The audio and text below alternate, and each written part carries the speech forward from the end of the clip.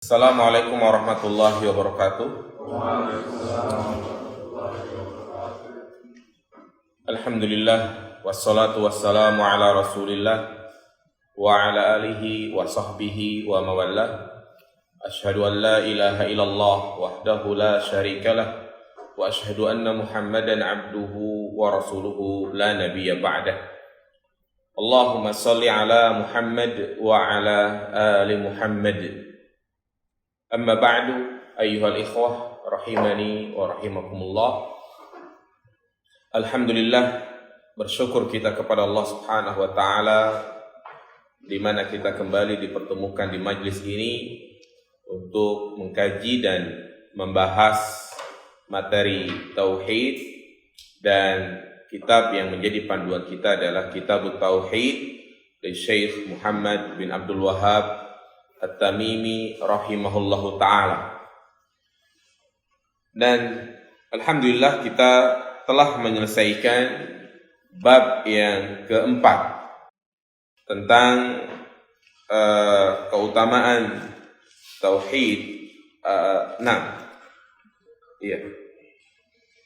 Bab yang keempat yaitu berkaitan tentang wajibnya kita takut dari kesyirikan. Berikutnya adalah bab yang kelima. Bab yang kelima, babud du'ai ila syahadati an la ilaha illallah. Bab tentang wajibnya berdakwah, mengajak manusia kepada tauhid, berdakwah kepada syahadat la ilaha illallah. Jadi jika kita sudah betul-betul memahami tauhid dan bahaya kesyirikan, maka kewajiban kita berikutnya adalah mendakwahkan. Kewajiban kita adalah memperkenalkan dan mengajarkan manusia tentang tauhid. Lianna dzalika min syukrillahi ta'ala ala ni'matil hidayati ila tauhid. Karena dengan kita mendakwahkan apa yang sudah kita ketahui itu sebagai bentuk bersyukur kepada Allah Subhanahu wa taala atas hidayah yang Allah berikan kepada kita. Apa kata Allah Subhanahu wa taala dalam surat Al-Qasas ayat 77? Wa ahsin kama ahsanallahu ilaik. Dan berbuat baiklah sebagaimana Allah Subhanahu wa taala berbuat baik kepadamu. Terutama di zaman sekarang ini, jemaah. Di zaman yang penuh dengan fitnah, zaman kemajuan teknologi, namun tidak dibarengi dengan ilmu yang benar. Kita saksikan dan kita dapati banyak praktek-praktek kesyirikan yang itu justru didukung, diviralkan, dilestarikan, bahkan dianggap sebagai bentuk kearifan lokal. Dan ternyata juga ketika ada orang yang menjelaskan kalau itu adalah syirik, dianggap tidak cinta dengan budaya Indonesia, dianggap intoleran, dianggap keras, dianggap kaku, bla bla lainnya. Artinya banyak tuduhan-tuduhan yang keji yang dilontarkan kepada orang-orang yang mendakwahkan tauhid. Seperti misalnya tentang tumbal, sesajen, yang mempersembahkan sembelihan kepada roh-roh jahat yang dianggap penguasa tempat-tempat tertentu. Kemudian juga yang terbaru adalah pawang hujan.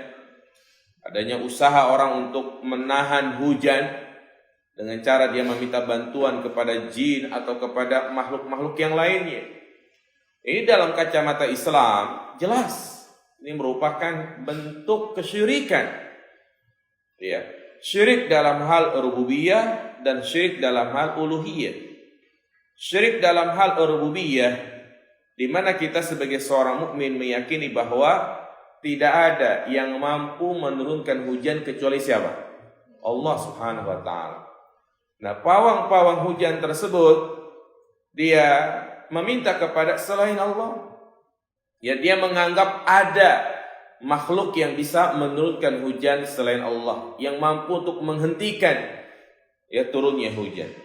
Kemudian juga mereka memohon kepada selain Allah. Nah, ini adalah syirik uluhiyah.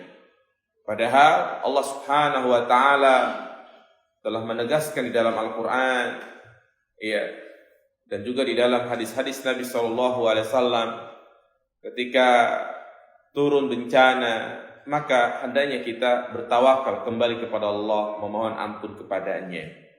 Nah, itulah sebagai bukti bahwa banyak orang-orang yang jahil, tidak tahu tentang hakikat Islam.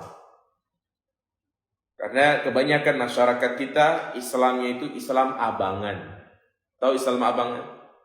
Islam turunan. Ya, artinya dia tidak mempelajari Islam lebih dalam, tidak mau mempelajari Al-Quran, membacanya, mentadaburinya, dan yang lebih parahnya lagi, banyak orang-orang yang seperti ini berani berbicara tentang Islam.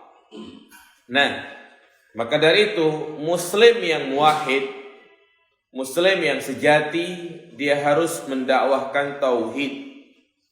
Jadi tauhid seseorang belum sempurna sampai dia mendakwahkannya.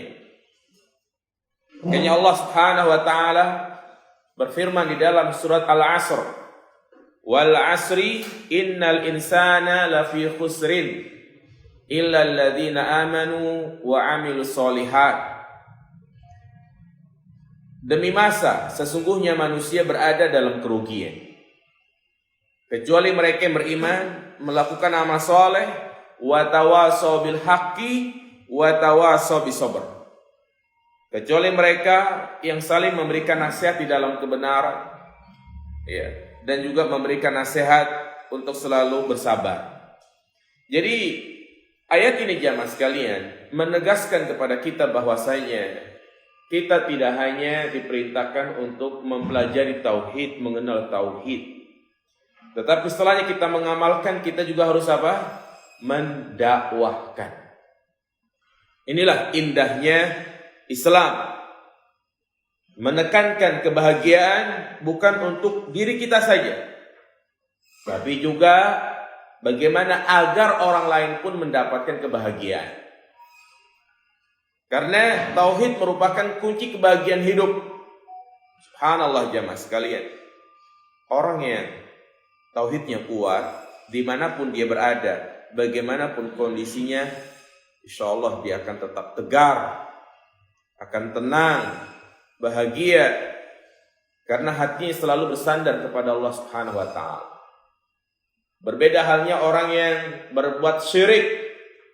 Misalnya dia memiliki jimat, ketika jimatnya itu ketinggalan di rumah, dia lupa membawanya, kira-kira pikirannya bagaimana jemaah? Kacau, gelisah. Waduh, saya nggak bawa jimat lagi nih, gimana nih?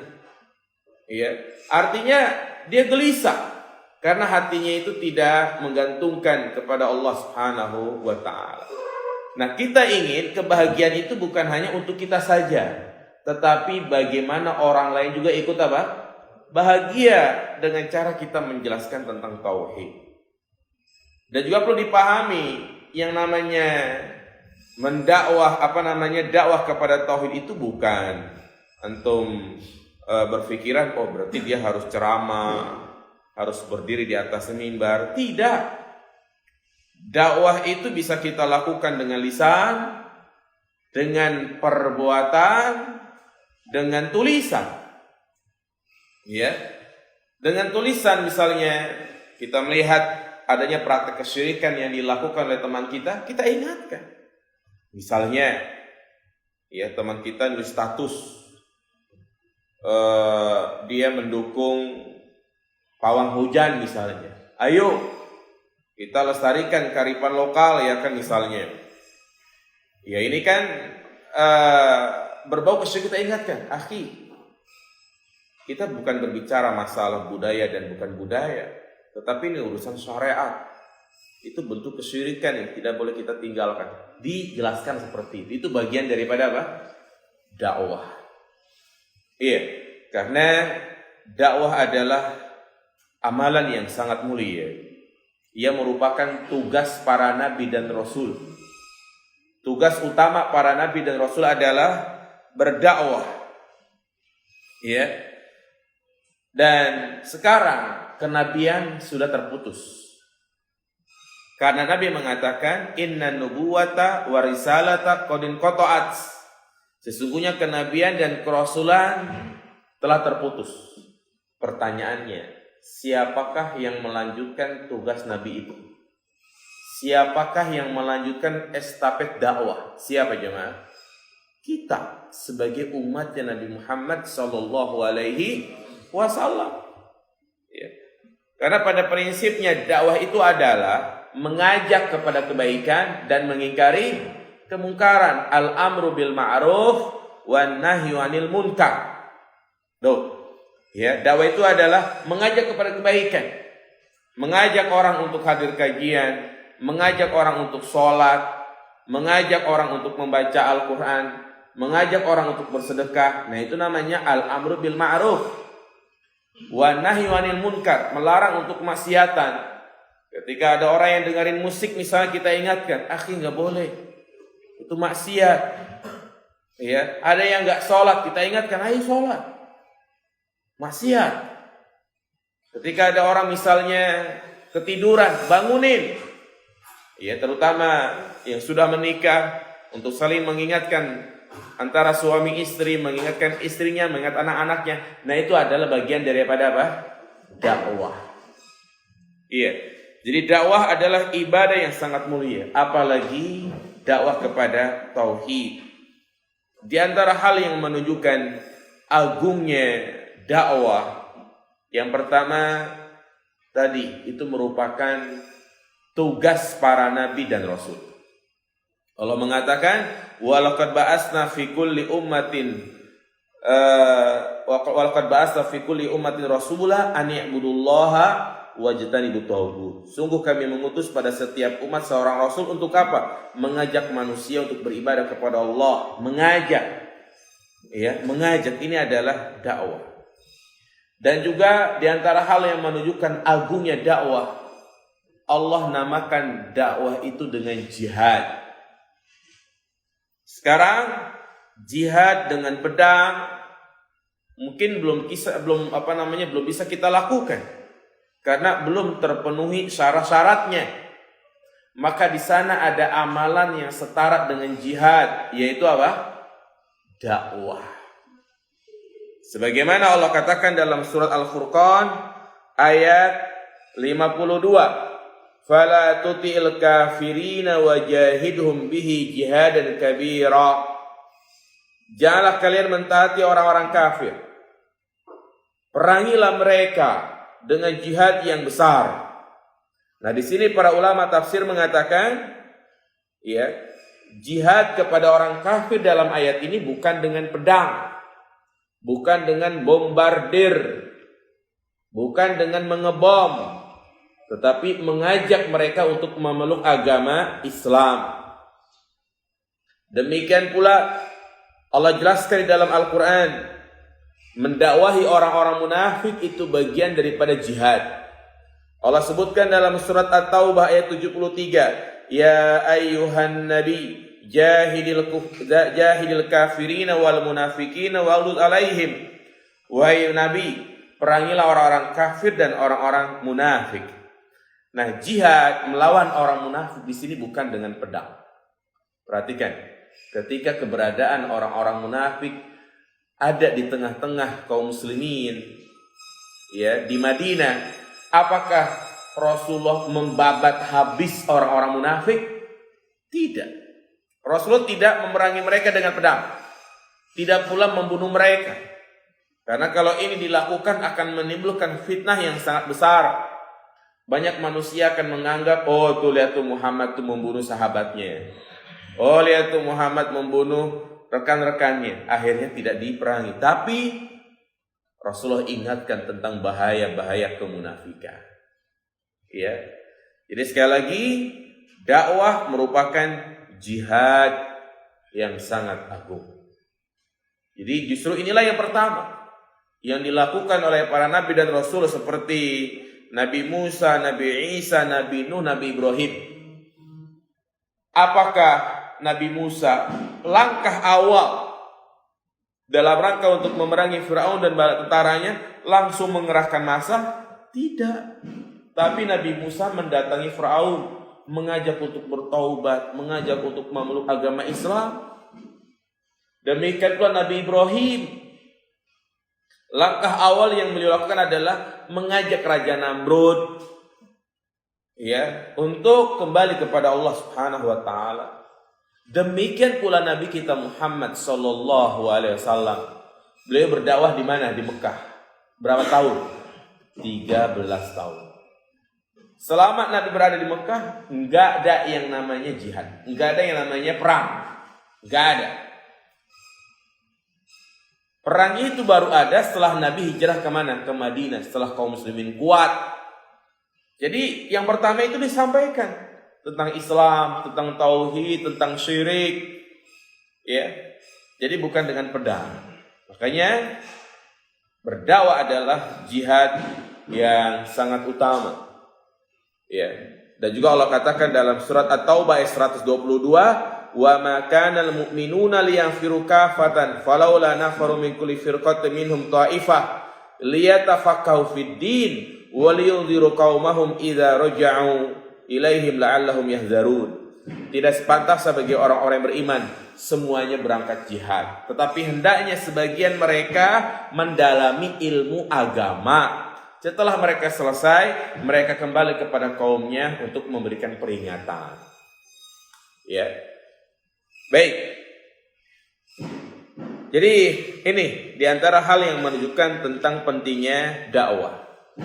Berikut kita akan bahas dalil-dalil yang disampaikan oleh muallif rahimahullah ta'ala tentang wajibnya berdakwah kepada tauhid. Mengajak manusia untuk mengucapkan kalimat apa? La ilaha illallah. Allah berfirman dalam surat Yusuf ayat 108. Qul hadhihi sabili ad'u ila Allah ala basiratin ana wa man ittaba'ani wa subhanallahi wa ma ana minal musyrikin. Katakanlah, ini Allah menyuruh katakanlah kepada siapa? Nabi kita Muhammad sallallahu alaihi wasallam. Katakanlah ya Muhammad, hadhihi sabili adu ila Allah ala basiratin ana wa man ittaba'ani. Inilah jalan agamaku, aku dan orang-orang yang mengikutiku mengajak kamu kepada Allah dengan hujah yang nyata. Menunjukkan kepada kita bahwa dakwah bukan hanya dilakukan oleh Nabi saja, demikian pula oleh para sahabatnya. Wa subhanallahi wa ma ana minal musyrikin. Maha suci Allah dan aku tiada termasuk orang-orang yang musyrik. Baik. Ini diantara dalil yang disampaikan oleh muallif rahimahullah ta'ala tentang wajibnya berdakwah kepada tauhid. Surat apa tadi jemaah? Ayat 108. Kita bahas jemaah sekalian ayat ini. Qul hadhihi sabili ad'u. Katakanlah ini adalah jalanku yang aku mengajak kepada Allah Subhanahu wa taala. Ad'u, kalau kita belajar bahasa Arab, ini namanya fi'il mudhari'. Sedangkan fi'il mudhari' itu maknanya adalah al-istimrar. Terus menerus, continue maknanya. Jadi maksud ayat ini, dakwah adalah kegiatan yang harus terus berjalan tanpa henti. Sekali lagi, jadi berdakwah adalah kegiatan yang harus terus berjalan tanpa henti. Makanya seluruh kehidupan Nabi adalah dakwah. sampai di akhir hayat beliau pun berdakwah. Buktinya ketika Rasulullah SAW dalam keadaan sakit menjelang beliau meninggal dunia, beliau tidak henti-hentinya mengingatkan para sahabatnya. Di antara yang beliau ingatkan adalah la'anallahu al-yahuda wan nasara ittakhadhu qubur anbiya'ihim masajida. Allah melaknat orang-orang Yahud, orang-orang Nasrani yang menjadikan kuburan itu sebagai tempat ibadah. Diingatkan oleh Nabi SAW, menunjukkan seakan-akan Nabi mengatakan, jangan sampai umatku itu menyerupai perbuatannya orang-orang Yahudi, orang-orang Nasrani, yang mereka menjadikan kuburan itu sebagai tempat ibadah. Datang ke kuburan, baca Al-Quran. Datang ke kuburan, meminta-minta kepada penghuni kubur. Datang ke kuburan, ngalap berkah. Ini semuanya haram. Ini semuanya tidak dibenarkan di dalam Islam. Kenapa? Karena yang namanya meminta hanya ditujukan kepada Allah. Yang namanya kalau pengen beribadah di rumah atau di masjid, bukan di mana? Bukan di kuburan. Nabi mengatakan la taj'alu buyutakum qubura, janganlah kalian jadikan rumah kalian seperti kuburan. Dan juga kita tidak boleh sholat di masjid yang ada kuburannya. Hati-hati ini. Ya, karena banyak di masyarakat kita kuburan ada masjidnya atau ada masjid di depannya ada kuburan. Gak boleh kita sholat di situ. Gak boleh. Cari masjid yang lain. Kenapa? Karena Nabi mengatakan la tusollu ilal kubur, janganlah kalian sholat ke kuburan. Ini Nabi ingatkan kapan ini? Menjelang beliau meninggal dunia.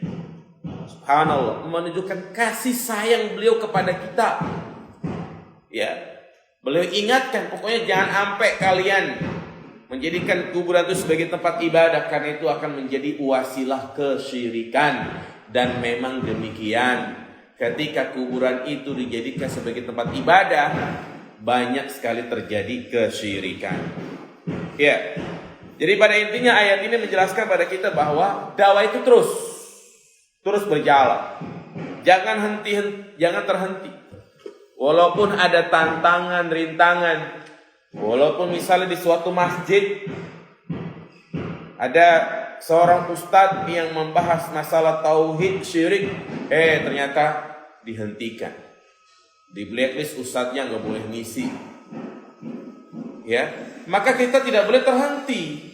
Tapi kita terus berusaha cari tempat yang lain untuk terus mendakwahkan tauhid. Makanya Allah berpesan, faida faragta fansab. Faida faragta fansab wa ila rabbika farghab.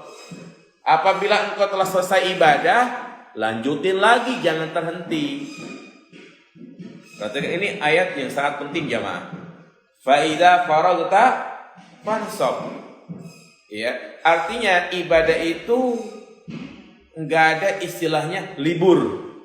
Terus. Puasa selesai. Bukan berarti di bulan suci Ramadan doang. Tapi berikutnya kita disunahkan untuk puasa Senin Kamis.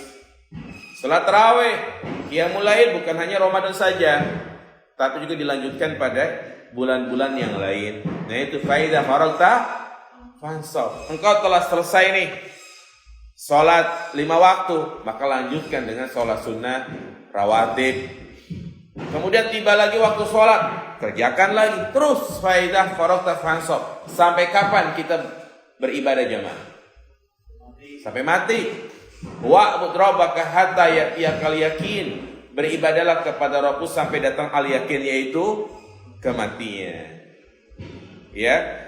Kemudian juga Allah mengatakan dalam surat Ali Imran ayat 102, ya ayyuhalladzina amanu taqullaha haqqa tuqatih. Wahai orang-orang yang beriman, ya bertakwalah dengan ketakwaan yang benar. Artinya terus continue. Ketika kita mulai lemah, malas ibadah, futur, maka jangan sampai kita istilahnya ketinggalan jauh dengan orang-orang yang rajin ibadah. Jangan menyerah, tapi terus bersemangat. Ya, kita merenungi bagaimana kejadian-kejadian di hari kiamat, karena itu salah satu hal yang bisa memicu semangat untuk beribadah kepada Allah Subhanahu wa taala. Dan Allah katakan di sini, "Qul hadhihi sabili ad'u ilallah." Tanbihun ilal ikhlas. Artinya kalau kita berdakwah, hendaknya harus betul-betul ikhlas lillahi ta'ala, mengharapkan ridho Allah Subhanahu wa ta'ala. Ya, tidak menyerah ketika adanya celaan-celaan, tidak berbangga ketika adanya pujian-pujian, karena yang kita harapkan adalah ridho Allah Subhanahu wa ta'ala. Dan memang sudah menjadi sunnatullah, kita hidup di dunia ini enggak selamat dari celaan manusia. Al-Imam Ibnu Hazm mengatakan, tahukah kalian orang gila itu? Ya, orang gila adalah orang yang menganggap dia itu selamat dari celaan orang. Artinya kita hidup di dunia enggak mungkin terbebas dari nyinyiran, dari celaan, dari komentar-komentar yang buruk. Udah pasti itu sudah menjadi apa? Sunnatullah. Makanya sebagai seorang mukmin, khususnya laki-laki, jangan baperan, kuat. Al-mu'minul qawi khairum minal mu'min dhaif. Mukmin yang kuat itu lebih baik daripada mukmin yang lemah. Ya mau bilang apa kayak segala macam, kita tetap tegar. Jangan cemen, jangan melempem kayak kerupuk. Ya. Jadi biarkan anjing menggonggong, nyinyiran-nyinyiran. Yang penting kita berada di atas al-haq. Ada beberapa faedah yang bisa kita sebutkan dari ayat ini.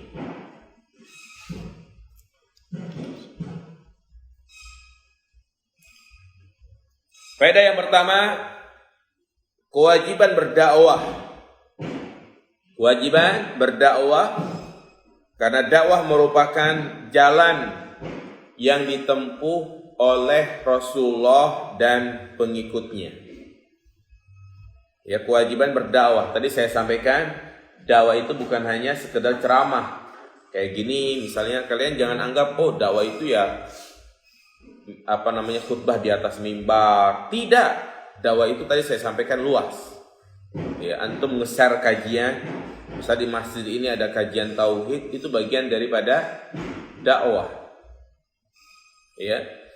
Nah, dan tentunya yang kita share adalah asatidzah ataupun ustadz-ustadz yang lurus manhajnya, yang lurus akidahnya.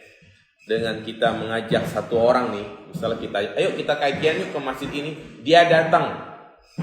Apa kata Nabi SAW? Man dalla ala khairin mislu ajri fa'il. Barang siapa yang menunjuki satu kebaikan, ya maka baginya pahala seperti orang yang melakukan kebaikan tersebut. Kemudian yang kedua, dakwah Rasulullah adalah dakwah tauhid. Dakwah Rasulullah adalah dakwah tauhid. Selalu memprioritaskan tauhid. Ya, tadi saya sampaikan Rasulullah berdakwah di Mekah berapa tahun? 13 tahun. Apa yang didakwahi? Tauhid, bukan politik. Bukan mengajak manusia untuk menegakkan khilafah daulah Islam, bukan.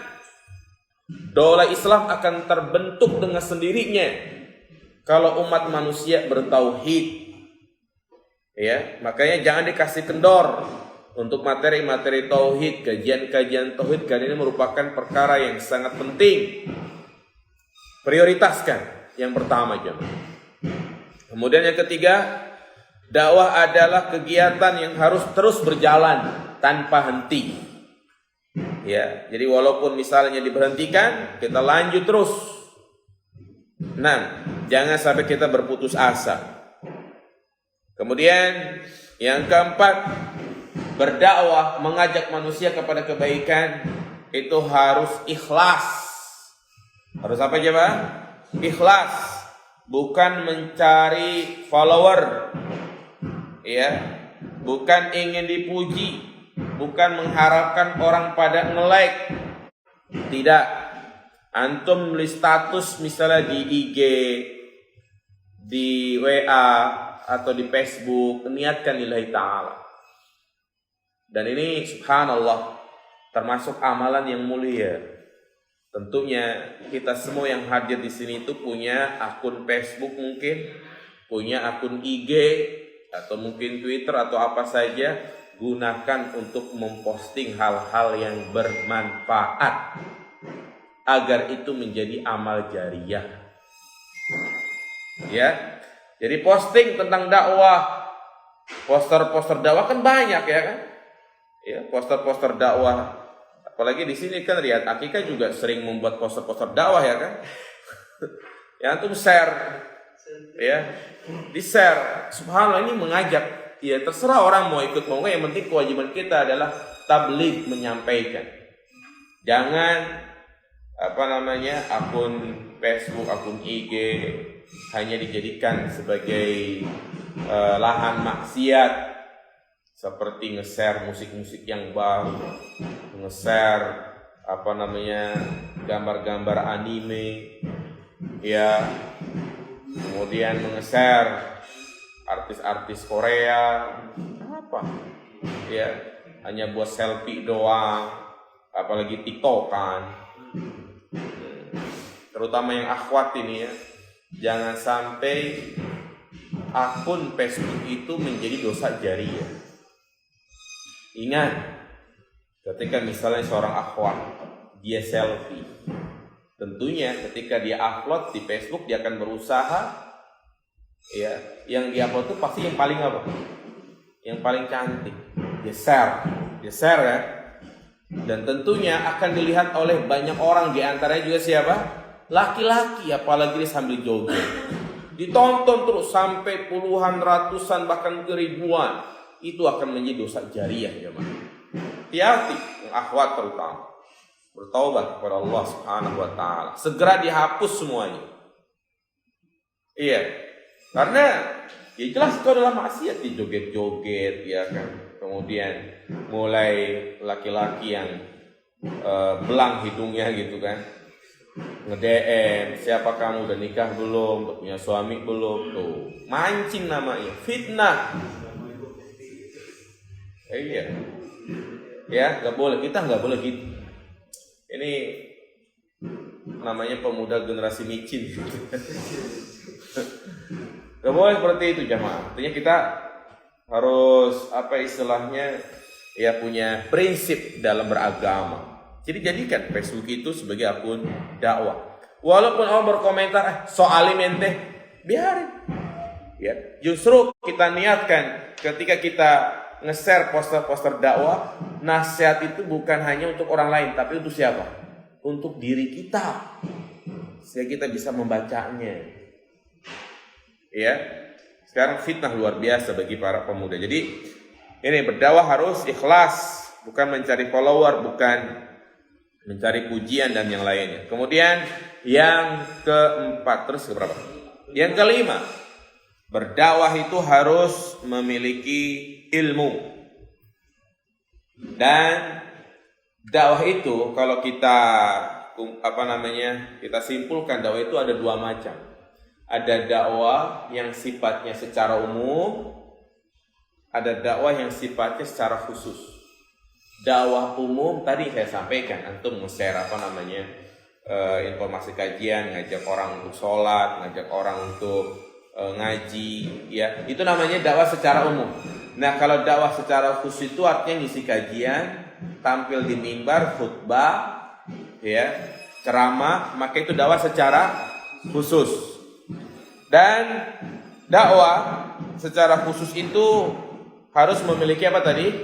Ilmu. Bahkan Syekh Muhammad bin Shalih Utsaimin menjelaskan bahwasanya, ya, seorang dai hendaknya memiliki 3 ilmu. Memiliki berapa ilmu? 3 ilmu. Yang pertama, dia harus menguasai materi yang dia sampaikan. Dai itu harus pinter. Dai itu harus bisa bahasa Arab. Dai itu harus menguasai materi yang akan dia sampaikan. Kalau dia bahas fikih, berarti dia harus paham ilmu fikih. Itu. Iya. Jangan dia belum punya bekal ilmu udah berani ngajar. Ini musibah. Yang ada hanyalah keburukan, bukan dia mengajak kepada kebaikan tapi menyuruh kepada kesesatan. Dan itu nyata di zaman sekarang. Adanya orang-orang yang baru bertaubat dari preman, bertaubat dari artis karena mungkin udah sedikit job, akhirnya pindah profesi jadi ustadz. Ya, sehingga ditanya apakah ini halal ini haram? Halal gak apa-apa, yang penting niatnya baik. Ya kan seperti itu. Pak Ustadz, pacaran boleh nggak? Nggak apa-apa, yang penting niatnya baik, ada niat mau nikahin. Nah, ini kan jadi menyesatkan, ya kan? Menyesatkan. Jadi harus menguasai ilmu. Yang kedua, dia pun harus mengetahui jamaah yang akan dia dakwahkan. Jadi ustadz itu harus tahu jamaahnya seperti apa. Apakah jamaahnya istilahnya udah pada lama ngaji, udah kenal sunnah? Apakah jamaahnya orang-orang awam? Apakah jamaahnya ibu-ibu? Nah, ini harus tahu nih. Ya, dia harus mengetahui kondisi jamaahnya. Kemudian yang ketiga, ya, kalau dia sudah tahu, maka dia pun harus mengilmui cara menyampaikannya seperti apa. Ya, cara menyampaikannya seperti apa. Jangan sampai dia menyampaikan ilmu tapi justru akan membuat kisruh dan akan menimbulkan madarat yang lebih besar. Baik. Jadi itu penjelasan dari dalil yang pertama tentang wajibnya kita berdakwah kepada tauhid. Baik. Itu mungkin materi berkaitan tentang tauhid, ya, bab yang kelima, kewajiban berdakwah kepada tauhid. Dan sebelum kita sudahi, ya, saya ingin mengingatkan tentang tamu yang sebentar lagi akan menghampiri kita, ya, yang mana tinggal beberapa hari lagi kita akan kedatangan tamu yang sangat agung, bulan yang sangat mulia, yaitu bulan Ramadan. Subhanallah, bulan yang penuh dengan kenikmatan, bulan yang penuh dengan keberkahan. Ya, makanya ada beberapa hal yang perlu saya sampaikan dan bagaimana sikap kita sebagai seorang mukmin. Yang pertama adalah tentunya bergembira, bahagia, bergembira jamaah. Jangan sampai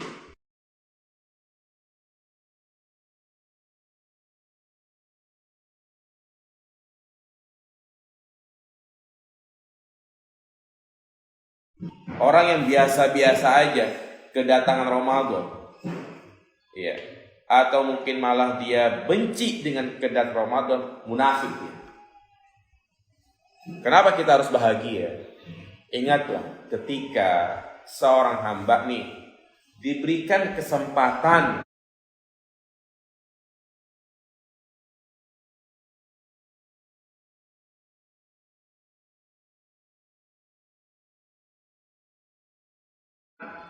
untuk ibadah dan dia pun mampu mengerjakan ibadah tersebut, maka ini sebagai bukti bahwa Allah menghendaki kebaikan kepadanya.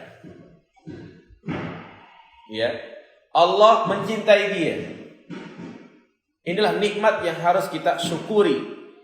Nikmat di mana kita diberikan kemudahan untuk ibadah. Contoh misalnya, rumah kita dekat dengan masjid, itu masya Allah nikmat. Artinya Allah memberikan peluang kepada kita untuk bisa sholat berjamaah di masjid. Dan ternyata kita pun mampu untuk melangkahkan kaki kita ke masjid sholat berjamaah setiap hari, setiap sholat 5 waktu. Ini adalah nikmat yang sangat. Contoh misalnya, di kantor ini diadakan kajian setiap Senin, ya kan? Setiap Rabu sore. Sudah jadwalkan. Pas tiba jadwalnya, kita bisa hadir. Berarti kita dapat kesempatan dan kita pun mampu mengerjakan ibadah tersebut. Ini adalah nikmat. Nah, ada lagi orang yang dia diberikan kesempatan. Misalnya, udah tahu jadwal kajian 4:30. Malah dia pura-pura ke belakang, dia ngerokok, dia cari kesibukan lagi. Sengaja. Nah, inilah orang yang tidak mendapatkan nikmat hidayah. Nah, sama seperti halnya di bulan suci Ramadan. Kesempatan emas yang harus kita betul-betul maksimalkan untuk ibadah. Dan yang kedua, teringat nasihat para ulama. Apabila kalian mendapati bulan suci Ramadan, maka jadikan itu adalah Ramadan terakhirmu. Tuh nasihat mereka.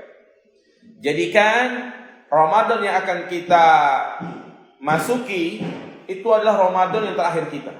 Karena dengan menumbuhkan perasaan seperti itu, ya, kita akan lebih semangat lagi, lebih maksimal lagi, lebih meningkatkan kualitas kita dalam beribadah. So, ketika datang seorang sahabat kepada Nabi meminta nasihat, ya, di mana dia sholatnya itu jarang khusyuk, Nabi mengatakan, "Sholli sholatan muwaddi'." Sholatlah seperti engkau akan berpisah. Arti jadikan itu adalah sholat terakhirmu. Ya, ini dalam urusan ibadah. Makanya orang itu akan semangat ibadah kalau dia menjadikan itu adalah ibadah yang terakhir. Karena ada dua kondisi. Sensitivitas semangat ibadah itu akan tumbuh pada diri seseorang. Yang pertama, jika dia melakukan ibadah pertama kali.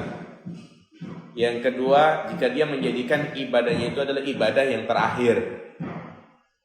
Yang pertama, orang yang pertama kali ibadah, subhanallah, dia akan semangat.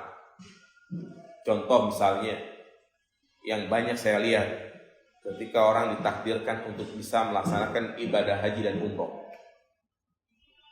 Pertama kali melihat Ka'bah, Masya Allah, terharu dia. Menangis campur bahagia. Melihat Ka'bah yang begitu indah. Kadang dia terus di Masjidil Haram, gak mau pulang ke hotel. Ketika temannya ngajak, ayo pulang dulu kita sarapan. Enggak, saya lihat Ka'bah juga udah kenyang.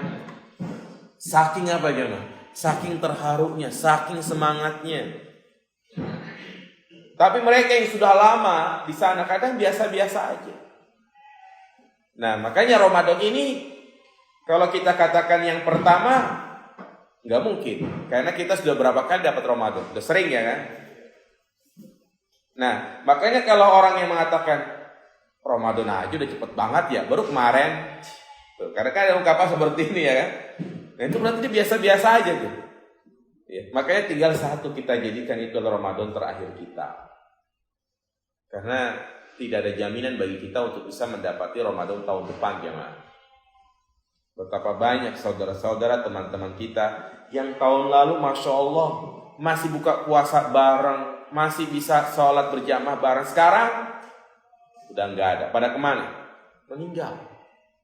Kadang kalau kita buka WA kita lihat pun Masya Allah nomornya masih tersimpan, tapi orangnya udah meninggal. Nah, ini yang harus kita persiapkan jamaah. Oke, nasihat Abdullah bin Umar mengatakan, "I'mal fid dunya ka'annaka berbuatlah dalam urusan dunia ya seakan-akan ka'annaka ta'ishu abada, seakan-akan kau hidup selamanya. Wa'mal fi akhiratika ka'annaka tamutu ghoda." Ya. Lakukanlah, beramallah untuk akhiratmu seakan-akan engkau mati besok. Maksudnya apa? Beramallah dalam urusan dunia seakan-akan engkau hidup selamanya. Jadi dalam urusan dunia, ya kita katakan begini, besok juga bisa, ya kan? Besok juga bisa. Nah, ayo kita jalan-jalan touring. Waduh, saya ada kajian. Besok aja deh, Solo bisa. Seperti dalam urusan apa? Dunia. Tapi dalam urusan akhirat, seakan-akan kita tidak bisa mendapati lagi. Ya, makanya kita harus persiapan nih, ya, menyambut dengan baik, ya, belajar tentang fikih ibadah, fikih puasa, dan jangan malas untuk mengerjakan sholat tarawih. Kalau bisa kita harus punya tekad yang kuat. Ramadan tahun lalu mungkin kita nggak bisa menyelesaikan sholat tarawih, tapi Ramadan tahun ini harus bisa. Jangan rugi antum kalau tidak menyelesaikan sholat tarawih sampai selesai. Ini yang sunnah, apalagi yang wajib puasa. Kalau antum setiap tahun Ramadan sering bolong-bolong puasanya, sering bolong-bolong tarawihnya, sampai mati pun demikian. Sampai mati demikian kan? Ya. Jadi tinggal dari hati kita mau semangat atau enggak, kita mau maksimalkan atau tidak. Ya. Kalau bukan dari kita, siapa lagi coba yang menggerakkan? Naam, Allah akan memberikan hidayah bagi orang yang bersungguh-sungguh untuk melaksanakan ibadah. Baik, kita buka tanya jawab barangkali. Ikhwan, akhwat, ada yang ingin bertanya? Silahkan. Salam.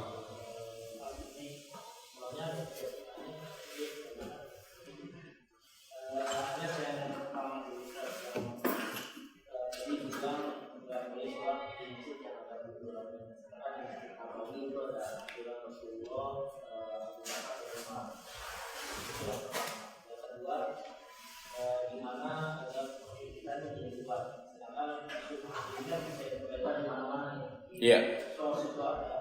Bahkan yang nyebarin surat ini itu aku ustaz. Jadi kita gimana caranya supaya satu yang di surat, kedua gimana kita mengetahui surat ini, itu ustaz terakhir. Terus maksudnya boleh kita itu kajiannya tidak sebagai pertandingan kami kayak gitu kan atau seperti ini atau lain seperti ini kita boleh berbeda. Iya, ahsan. Yang pertama tadi saya sampaikan, kita tidak boleh sholat di masjid yang ada kuburannya. Ketika saya sampaikan ataupun ketika disampaikan masalah seperti ini, pasti akan ada satu pertanyaan. Kagak boleh. Lah itu Nabi dikubur di Masjid Nabawi, ya kan? Nah itu pasti akan terlontar ucapan seperti itu. Maka tentunya bagaimana kita menjawabnya? Yang pertama, pada awalnya Rasulullah itu tidak dikuburkan di dalam masjid. Maka salah besar jika seorang beranggapan bahwa Rasulullah itu dikuburin di masjid. Karena tentunya kalau kita lihat masjid dulu atau Nabi dulu yang meninggal? Masjid dulu terbangun, ya kan? Masjid dulu baru ada, kemudian Nabi meninggal. Dan kalau kita membaca sejarah, Rasulullah itu dikuburkan bukan dalam masjid, tetapi di rumah beliau, di kamar beliau, dan ini menjadi kekhususan beliau. Jadi ini Masjid Nabawi ini. Nah ini Nabi dikuburin di samping, bukan bagian dari masjid. Dan pada zaman Khalifah Umar, ya, Utsman, ada perluasan masjid, tetap kuburan ini tidak dimasukin. Ya, kuburannya tidak dimasukin. Baru pada dinasti Umayyah, kalau nggak salah Abdul Malik bin Marwan itu ya, memperluas Masjid Nabawi sehingga membuat kuburan Nabi itu dan sahabat yang lain masuk ke dalam masjid. Nah ini dapat kita pahami bahwa asalnya itu kuburan Nabi bukan di mana? Di masjid. Jadi nggak benar kalau dikatakan kuburan Nabi itu berada di masjid. Yang kemudian yang kedua, apakah perluasan masjid yang dilakukan oleh khalifah yang memasukkan kuburan itu ke dalam masjid ya diingkari, diingkari. Seperti oleh Umar bin Abdul Aziz, oleh Said Musayyib, itu diingkari. Cuman ya gimana? Ya artinya masjid itu sudah terlanjur diperluas. Maka akhirnya ya dipisah dengan tembok. Makanya ya kuburan Nabi itu terpisah dengan bagian masjid dengan ditembok 3 lapis. Ya sehingga tidak bisa kita jadikan sebagai hujah bolehnya nguburin di mana? Di dalam masjid. Justru Nabi mengajarkan yang namanya nguburin di tempat pemakaman. Kita lihat tuh Masjid Nabawi sampingnya ada makam apa itu? Makam Baqi ya, yang menunjukkan terpisah antara pemakaman dan masjid. Itu yang pertama. Yang kedua, zaman sekarang adalah zaman di mana kita merasakan subhat yang sangat luar biasa. Maka tentunya kita tidak boleh sembarangan untuk mengambil ilmu. Kita harus berusaha mencari dan ya mengambil ilmu dari ustadz-ustadz yang mereka akidahnya lurus. Bukan dalam rangka taklid ya, bukan dalam rangka taklid, tapi dalam rangka agar kita tidak terkena syubhat. Karena tadi saya sampaikan yang namanya dakwah itu harus dengan apa? Dengan ilmu dan niat yang baik. Jangan sampai kita salah kajian yang kita dengerin ternyata isinya adalah subhat. Nah, mungkin saya memberikan rekomendasi untuk antum semuanya, terutama antum yang mungkin rajin buka YouTube atau Facebook, ya, atau sambil kerja, dengerin kajian-kajian Islam yang diisi oleh misalnya Al-Ustadz Firanda, Andirja, bagus, ilmunya itu luar biasa. Kemudian Ustaz Syafiq Reza, Basalama, Ustaz Abdul Hakim, Bir Amir Abdad, Ustaz Yazid bin Abdul Qadir Zawas, kemudian Ustaz Khalid Basalama, ya kan? Masya Allah kajian-kajian mereka luar biasa. Ilmu semua, berisi semua, daging semua isinya. Ya, antum dengarkan ya, dengan baik, ya insya Allah antum mendapatkan banyak ilmu dari mereka. Jadi intinya tinggalkan sudah ustadz-ustadz yang isinya subhat, yang mengajak kepada kebidahan, yang mengajak kepada kesesatan seperti menganggap orang gila dianggap wali, ya kan? Mana mungkin? Ya, masa orang gila dianggap wali? Ya, nah ini yang harus diperhatikan di zaman sekarang ini. Baik. Ada lagi?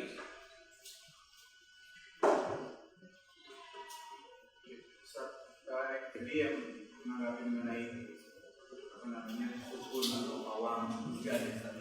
Kalau saya sih melihatnya justru dari pandangan orang marketing ini sebenarnya memang dibuat memang sengaja mengekspos orang itu sehingga ada kamera, ada kapal perempuan si bawahnya bisa berjalan di tengah si sirkuitnya dan beberapa influencer membuat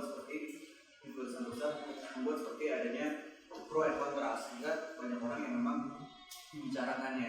Nah, berarti memang kalau ada pro and kontra itu akan naik. Iya. Itu akan naik terus banyak dibahas sama orang-orang. Nah kita sebagai muslim apakah kita terlibat di dalamnya untuk berdebat di dalamnya atau ya?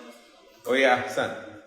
Nah, memang itulah dunia politik di zaman sekarang ya. Media itu adalah cara yang paling tepat untuk mengalihkan isu. Ya, kadang kebijakan-kebijakan yang tidak disenangi oleh masyarakat itu dialihkan ya dengan isu-isu ya seperti ini gitu kan. Nah, tentunya dalam masalah ini jemaah sekalian kita harus paham ya, hendaknya kita melakukan hal-hal yang bermanfaat gitu.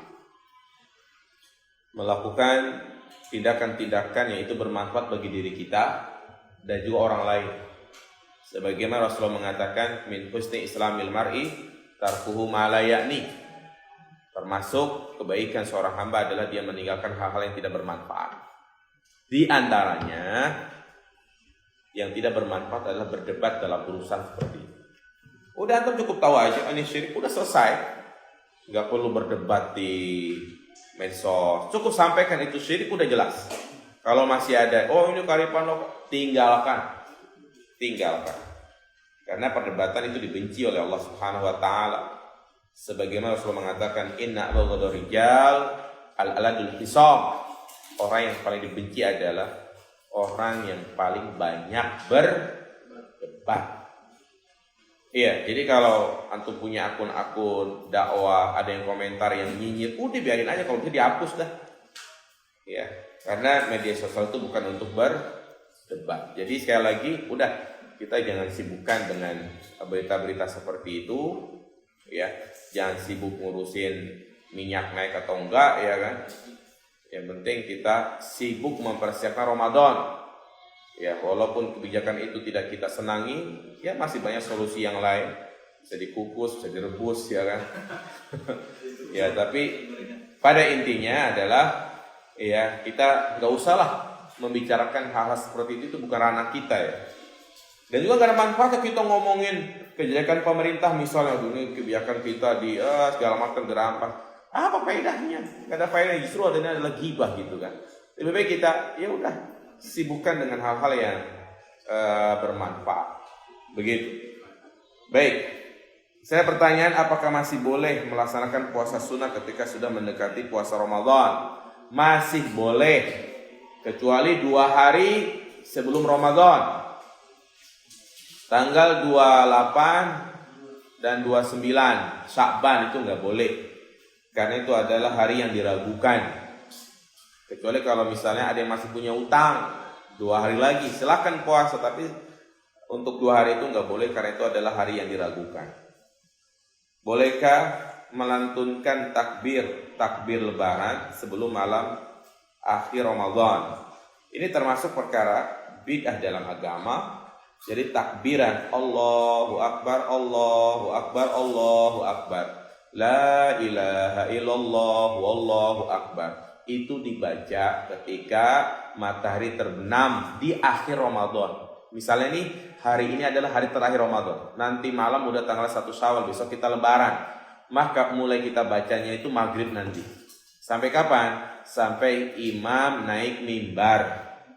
Setelah itu jangan takbiran lagi, kecuali kalau sholat Idul Adha. Setelah itu 3 hari.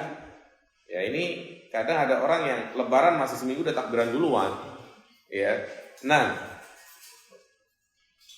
bagaimana mengetahui calon suami yang baik? Ya.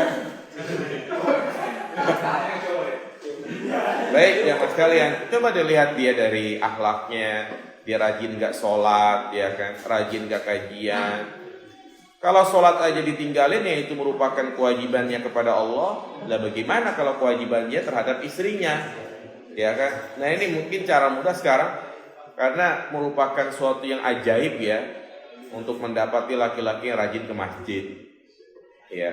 Dan juga jangan dilihat hanya penampilannya saja, ya, karena mungkin keseringan nonton film drakor gitu kan, dia lihat yang ganteng-ganteng aja gitu kan. Ya, lihat agamanya, ibadahnya, karena itulah yang dibutuhkan. Karena yang namanya pernikahan, ya, dalam rumah tangga bukan hanya dilihat dari kegantengan, kecantikannya, tapi bagaimana dia bisa, ya, mengurusi keluarganya, mengarahkan anak-anaknya menuju Allah Subhanahu wa taala, sehingga ya satu keluarga bukan hanya di dunia tapi juga di surga. Jadi yang dilihat adalah agamanya, dan juga lihat kalau memang dia punya media sosial, lihat pergaulannya, perkumpulannya, ya, apa yang dia tulis statusnya, ini sangat berpengaruh, apalagi di zaman sekarang ini, ya, banyak orang kandas dalam rumah tangganya, ya karena ya mungkin suami ataupun istri tidak kuat imannya. Si istri digoda oleh laki-laki lain, si suami pun digoda oleh wanita lain, ya, sehingga rumah tangganya hancur karena nggak punya iman. Gitu. Demikian, semoga bermanfaat. Cukup ya? Ada, ya kan?